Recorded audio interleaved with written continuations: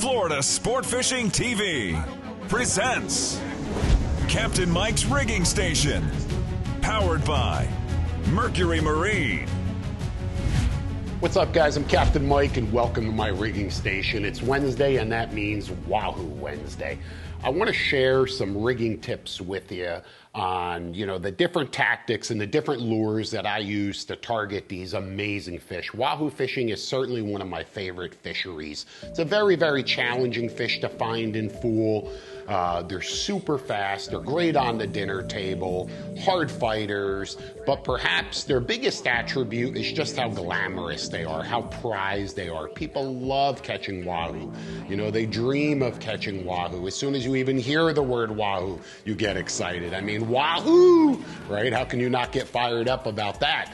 And I feel like I'm really, really privileged. I'm down here in the Florida Keys. We've got a red-hot wahoo bite. I've chased these fish all up and down the eastern seaboard here. I've caught them all over Florida, the Gulf Coast, the Bahamas. But down here, it's a really special fishery. And again, I wanted to just share some of the tactics and some of the rigging tips that we use, because I know that I can help you get more dialed in.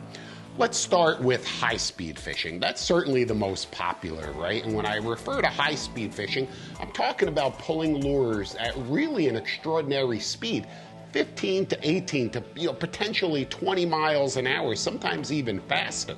We do that with very specialized lures. This is Zacatac's new stainless series. These jet heads, these are just absolutely marvelous. They track amazingly well with or without trolling leads. And like I said, you can pull these up to 20 miles an hour. So even if you're traveling from one point to another point, you could still be fishing. You can put one or two or a full spread of lures behind the boat. And typically when we're pulling these high-speed lures, we'll usually fish 3 or 4 baits, certainly no more than that. As far as the rigging is concerned, I have to tell you, when it comes to these high-speed lures, they're all rigged on 275-pound multi-strand cable, 2-hook stiff rigs. These rigs come directly from Zacatac. The lures come rigged, ready to fish. And I have to be honest, I don't touch them. I don't modify them. I don't change anything. These guys do an absolutely marvelous job on rigging these lures, and I just couldn't do any better.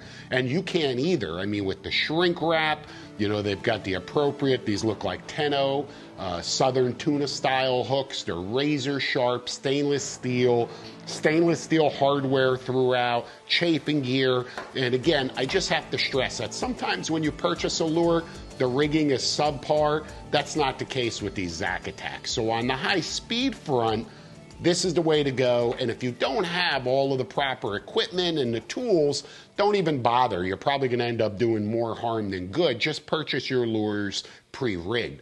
Now, why do we fish these on cable? Well, remember, we're pulling these baits at a really, really fast pace. Once again, 15 to 20 miles an hour. These wahoo will race in. They're coming in from behind this lure. They'll grab the whole thing, and getting cut off is not uncommon when you're pulling baits that fast. So multi-strand cable is the way to go. Plus, they really don't get a chance to see it because the lure is moving so fast, and it's more of an instinctive strike. They see that bait, it's flying through the water column, and it's just triggering that animal instinct where they have to just chase it, catch it, rip it apart, and understand what a wahoo is trying to do. When a wahoo pursues a lure, obviously he's chasing what the fish believes is a bait fish, and he's attempting to cut off its propulsion. He's attempting to slice that fish in half, cut off its tail, turn back around, and finish the job. So he's really, coming in with a vengeance. And once again, that's why that multi-strand cable is so important. You can pull these lures, on 30 wides, 50 wides. Some guys pull them on 80 wides, Tiagra 80s. Some guys are even using electric reels for various reasons. Number one, it makes it easier, of course, to reel in baits. Number two, if you're fishing really sharky waters, Cat Island, different places, and the out islands in the Bahamas, the sharks are ferocious. And using the electric reels helps get those fish to the boat in one piece. I'm not a huge fan of it. I prefer to crank, but certainly that's an option, and if something you want to do, go ahead and do it. In any case, any tackle, once again, the multi-strand cable is the way to go on the high-speed lures. You don't have to concern yourself with mono in this particular scenario. You're gonna get bit, you're gonna catch fish. Chaos. Gear matters. And we got him, baby. We got him. Oh, what a slob! That's what I'm talking about, baby, right there. What a stud. That right there, baby, is deep dropping. Chaos. Gear matters. Shop online or visit our new superstore for everything fishing. Buying or selling anywhere in the Florida Keys, navigating the real estate waters is smooth sailing with Nate at the helm. He actually helped me find my home. Nate's also a family guy and has a clear understanding of coastal living. Nate also has first-hand experience in primary residences, second homes, investment properties, and even new construction. And when it comes to buying or selling in the Florida Keys, Nate is your guy. Buying or selling property anywhere in the Florida Keys, you have to work with someone you trust. I helped Mike, and I can help you.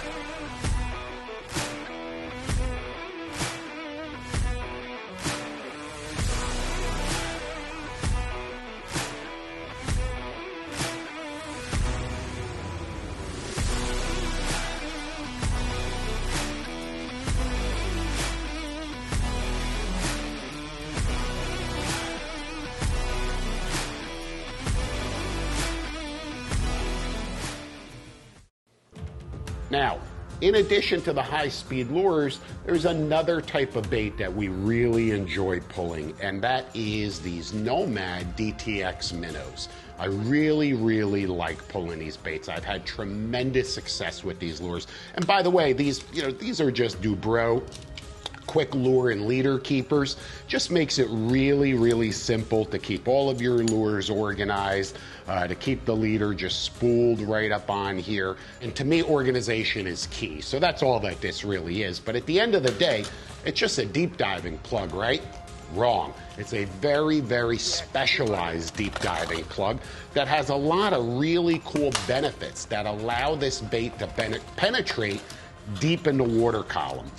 It has a little wiggle room right there. You can see with that connection point, okay? And that little auto-tune system allows that bait to wiggle without blowing out of the water. So it really allows the bait to penetrate deep in the water column. Another advantage to these DTX minnows is I could pull them slower. Much slower. I found that the optimum speed is 10 miles an hour. So while we've got a really high speed lure that we pull at 15 to 20 with or without trolling leads, when it comes to the DTX minnows, this is a 10 mile an hour bait. Certainly the package might say 5 to 20 miles an hour, and you'll catch fish in that full range of speed. You really will. I certainly have, but if I had to just pinpoint that number, it would be 10. Okay, that's when I really find that I get the most strikes. Now, there's some advantages and some disadvantages, going slower or faster. Slower, of course, well, you're saving fuel, that's for sure, probably twice as much fuel if that's a concern. However, you're only covering half as much ground.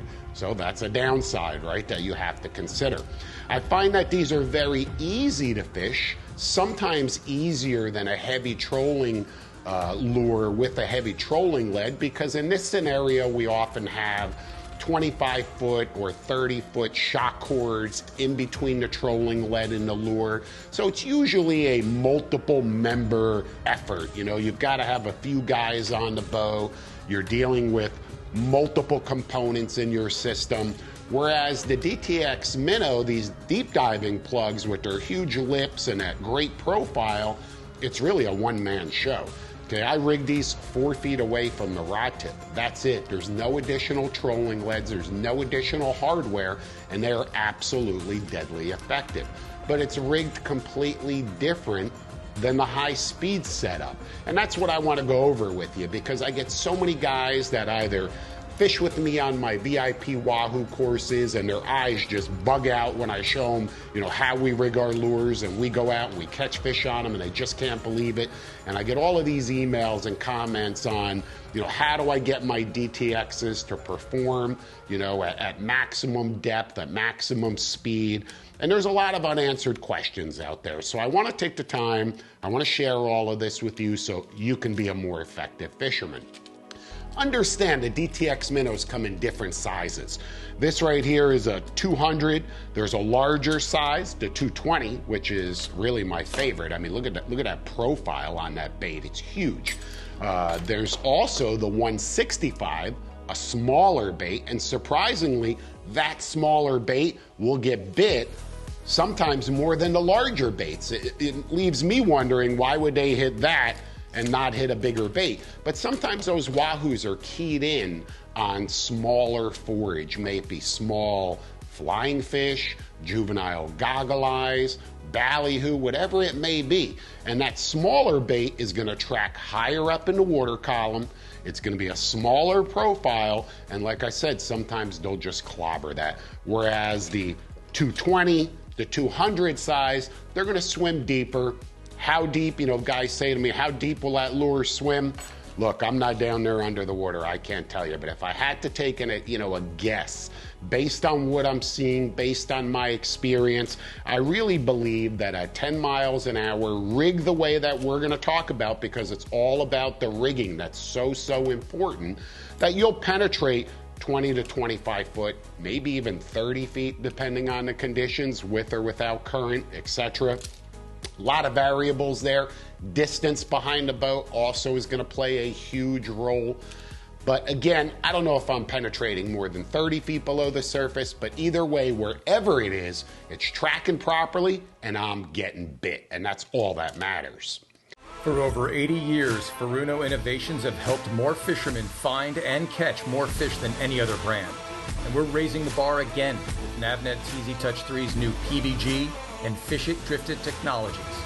Build your own 3-dimensional shaded relief charts to find trophy fish others have missed. Perform accurate drifts the first time, every time. Be the one everyone follows. When you're serious about fishing, lead the way and get serious with Furuno. The weather is beautiful and the fishing is great. Captain Pips has the largest rental boat fleet in the Keys, including new twin-engine center consoles. 5 locations, 150 boats ready to fish and cruise. And we deliver. Stay and play in a fully appointed cottage or catch the sunset off your very own Aqua Lodge. For the best hassle-free vacation the entire family will enjoy, no one does the Florida Keys better than Captain Pips. Mention Florida Sport Fishing and receive 10% off your entire stay.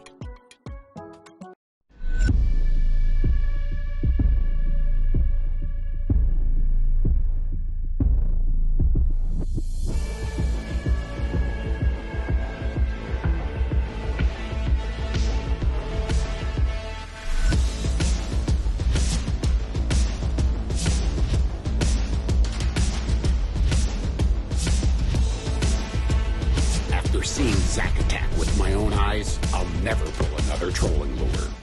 Hey guys, I'm Captain Mike and welcome to my rigging station. You've asked over and over, here's the answer. Dubro Fishing. 4 different styles of rod and reel holder mounts for every application.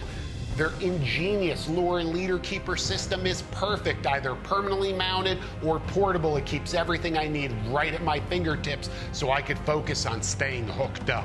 Listen, I count on Dubro products, so should you. Check out their full line of innovative gear at dubrofishing.com. Now let's talk about First and foremost, the rod and reel and how we're rigging that, because that is the most vital part of the entire equation. When I pull these DTX minnows, I'm doing it with a Shimano Tiagra 30 wide. It's matched to a Chaos Rodzilla. Okay, this is a 60 to 130 pound class rod. You've got to have some beef. You're pulling a big lure through the water with tremendous strain. It's got a huge lip. So this is no place for light 20-pound gear. That's not the name of the game here. Plus, we're targeting fish, you know, that will smash a bait. They'll go on blistering 50-mile-an-hour runs. They could reach potentially triple digits. I'm still looking for that one fish, you know, in that 80 to 100-pound class. I haven't found that fish yet, but 30s, 40s, 50s, 60s, you know, that's what you could expect on these baits. Now, the reel is loaded with 65-pound diamond yard line. This is braid, okay? But what's really important about it, you can clearly see it's two colors, orange and blue, okay? Now, this comes in a variety of different color options, different collegiate colors, but they're all basically the same. 50-foot sections, so every section, 50 feet, switches colors. Why is that important? Well, that allows me to precisely place my lures behind the boat exactly where I want them. Okay, exactly. There's no more guesswork. I don't care how good of an angler you are, how much experience you have. We can put a lure back there, and if I tell you to guess where it is, if there's nothing to gauge it by, you could guess 200, the next guy might guess 250, the next guy might guess 180, and you'll all be close, but I can tell you that I might be at 222 feet. And literally, I could get it right down to the foot. So very, very important. I find it to be a huge benefit, that diamond yard line. However, we don't connect that yard line directly to the lure because we don't have any stretch. It's not very stealthy. So we always put a top shot, 25 feet of 100-pound mono. That's all it is, 100-pound monofilament, connected to the 65-pound diamond braid, the yard line. We use an Alberto knot. We've talked about this knot so many times. We've showed you how to tie it in the past, but that's the connection. It's very small, it's very streamlined, goes easily in and out of the guides. But more importantly, it doesn't create any unnecessary drag in the water. And maybe even more important, it doesn't catch weed. It doesn't catch grass. So having that small Alberto knot is really the right way to go.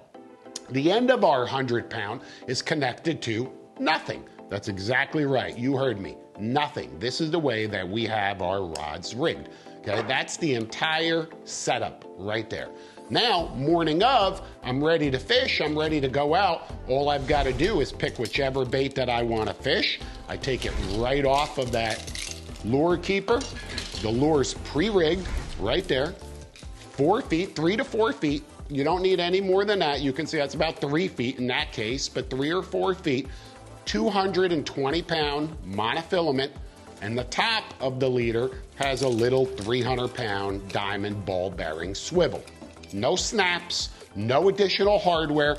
That's it. There it is. That entire lure is rigged, and I carry a wide variety of them, all pre-rigged, just like this. Now understand, I'm not going to get bit off. Why don't I get bit off? Because look at the connection point. The lure's connected right up here, right in the front of the bait. That Wahoo comes along, he crushes that bait either from the side or the back. Rarely is he ever touching this area right here. And while you do get chafed every now and then, my cutoff ratio is maybe 1 out of every 50 bites. And you know what? I'm willing to sacrifice a lure for every 50 Wahoo bites, and I think you would as well. Just like that small little Alberto knot, everything is designed to swim through the water with the least amount of friction, the smallest ability to catch any grass, in other words, the smallest profile possible. Those little details are going to make a huge difference on how well that lure performs in the water. The opposite end of it, once again, is that little barrel swivel, or I should say the ball bearing swivel. Crimp, same thing with a bench crimper, and boom, you're good to go. That lure is rigged and ready. Carry a variety of them. If it's chafed after a fish, simply cut it off, tie on another one, put it back in the water, and you're back in business in seconds, literally in seconds. The advantage to this also is I could fight this fish right to the boat, right to the rod tip. My anglers can fight them right to the rod tip where it's easy to gaff that fish. There's no long leaders. I go out solo wahoo fishing a lot, okay? Experimenting with different lures, different patterns, and I have excellent success, and I've never had an issue fishing alone even with reeling a fish up right next to the boat, gaffing them, and boom, you're good to go. Have a gaff on each side of the boat ready to go because you never know which side of the boat that fish is going to come up. Amongst cats, there are many lions, but only one rules the pride. SeaHunter CTS. Carbon Kevlar construction. Optimum stability. Decisive performance. SeaHunter boats. Factory direct sales. Factory direct service. #1 in owner experience. Schedule a zero obligation sea trial and feel the difference.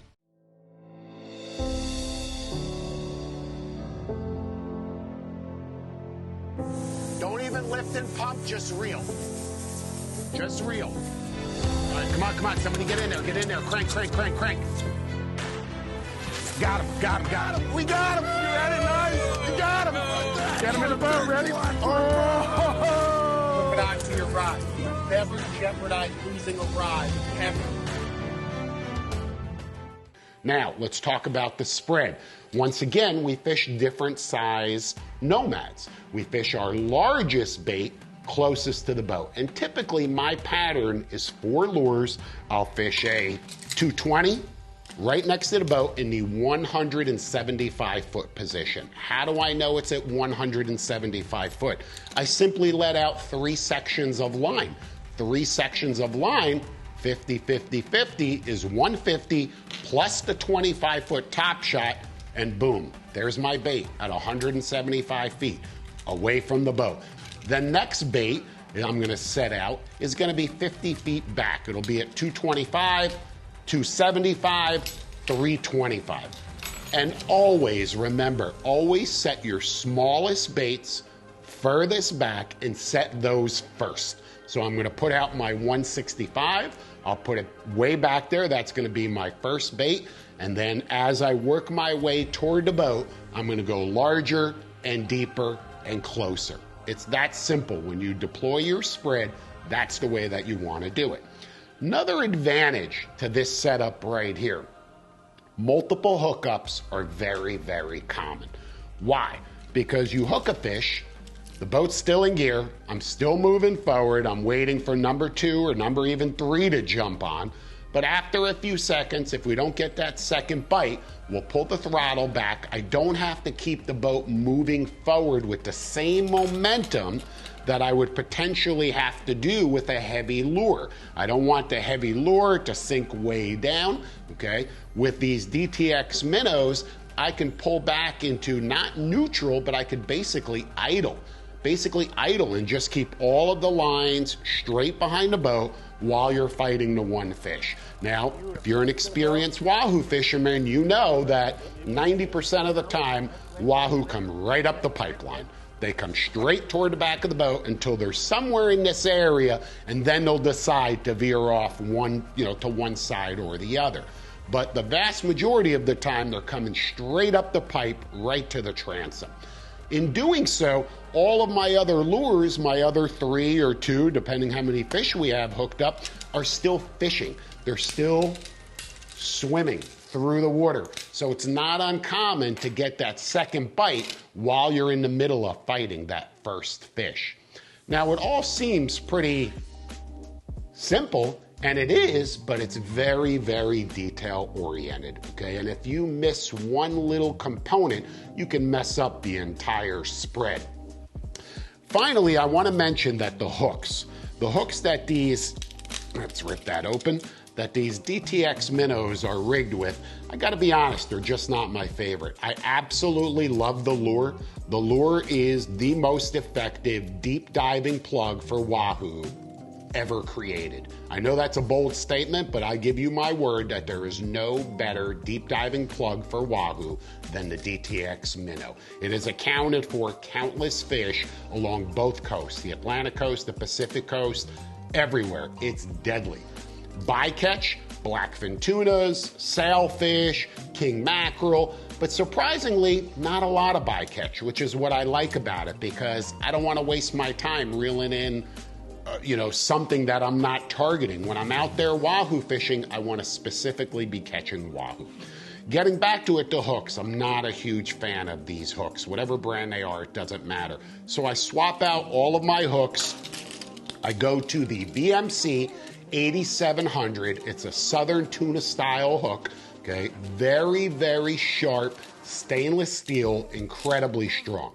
The only downside is the eye orientation on the hook is different than what this is equipped with. That eye is in line with the bend of the hook, with the barb of the hook, whereas the BMC is not in line. The eye is completely, opposite of it. So we have to use two split rings when replacing the hooks. Very, very easy. I'll show you how to do it. Very simple. But what's really important is that when you reapply the hook, that the orientation of the hook is the same. You don't want that hook facing down, and you don't want this hook facing up. And it's an easy mistake to make. And if you do that, the lure will not perform. And even if you do get bit, you're likely not gonna hook that fish. But like I said, the lure will not perform at its maximum.